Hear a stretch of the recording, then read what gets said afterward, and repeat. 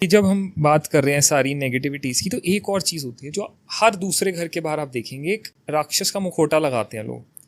हाँ। कहते हैं कि वो नजर से बचने के लिए होता है, पर वो राक्षस का मुखौटा ही क्यों? वो क्या करता है? वो राक्षस का मुखौटा नहीं है, वो आपके घर के उस नेगेटिविटी से आपको बचाने के लिए एक रूप है भैरव बाबा का। अब उनको अलग अलग रूप दे दिए गए हैं, अलग अलग तरीके से उनको अलग अलग तरह से यूज किया गया। जैसे ये चाइना में बहुत चला कि इस तरह के मुखौटे आए, फेंचुई के अंदर बहुत इसका अलग अलग तरह का इसका रूप आया।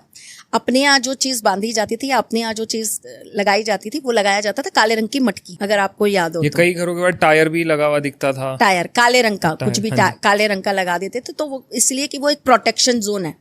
काले रंग का कुछ भी आप ऐसा बांधोगे तो वो घर को नजर नहीं लगने देगा या नेगेटिविटी आपके घर के अंदर घुसने नहीं देगा। इसी तरीके से काले रंग के 2 नजर बट्टू भी आते हैं, देखे आपने? जी जी जी। वो भी हम लोग लगा देते हैं घर के बाहर, ताकि ये चीजें घर के अंदर एंटर ना करें। इसी प्रकार से घोड़े की नाल वो लगा देते हैं, नाव की कील वो लगा देते हैं घर के बाहर। तो ये सारी चीजें ना एक तरीके से हमारा प्रोटेक्शन जोन है। एक काले रंग की पोटली के अंदर काली सरसों, 2 लौंग, 1 कौड़ी, 1 गोमती चक्र लगा के वो भी टांग दिया जाता है। और अगर आपको ओरिजिनल शनि की रिंग मिल जाए तो वो उसके ऊपर लगा के, तो आपके घर के अंदर किसी भी प्रकार की कोई नेगेटिविटी एंटर नहीं कर पाती।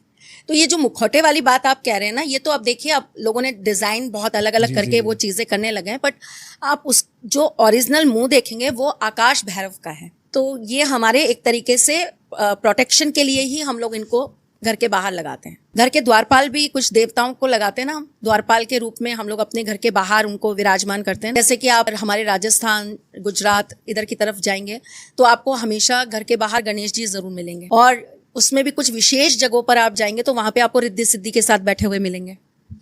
कुछ जगहों पर हनुमान जी को विराजमान किया जाता है द्वारपाल के रूप में, पंचमुखी हनुमान जी बैठाए जाते हैं।